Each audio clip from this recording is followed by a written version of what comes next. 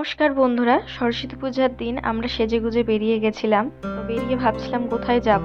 তো আমাদের বালিগঞ্জে একটু দরকার ছিল বলে আমরা গেছিলাম বালিগঞ্জের ওখানে লেক মলে। তো লেক মলের পাশে গিয়ে একটা ক্যাফে খুঁজছিলাম, বাট ওই ক্যাফেটা দেখলাম বন্ধ আছে। ক্যাফেটার নাম ছিল সোশ্যাল হাইড আউট, জানি না কেন ওটা বন্ধ ছিল। সবাই তো বলছিল অনেক দিন বন্ধ। তারপর লেক মলের মধ্যে একটা জায়গায় গিয়ে একটা বড় স্ক্যামের মুখোমুখি হতে হলো।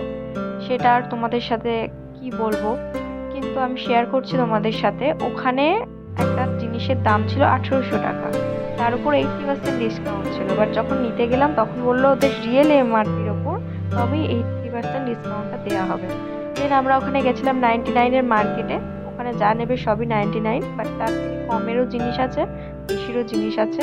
প্রচুর রকম আইটেম আছে, ঘর সাজানোর জিনিসপত্র, আমাদের কিচেন আইটেম, আরও অনেক কিছু, বাচ্চাদের খেলনা। তো ওখানে টুকটাক কিছু জিনিসপত্র দেখে এই যে এনার সাথে আমি গেলাম ফুড কোর্টে। উনি তো মন দিয়েই খাবার খাচ্ছিলাম, কিন্তু আমার যেহেতু পেটটা আপসেট ছিল তাই আমি কিছু খেতেই পারিনি ওই দিন।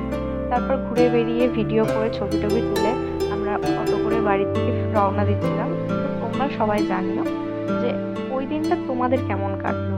কিন্তু যতই আমরা বড় হয়ে যাই, মিস করি কিন্তু আমার ছোটবেলাকার সেই সরস্বতী পূজার দিনগুলো।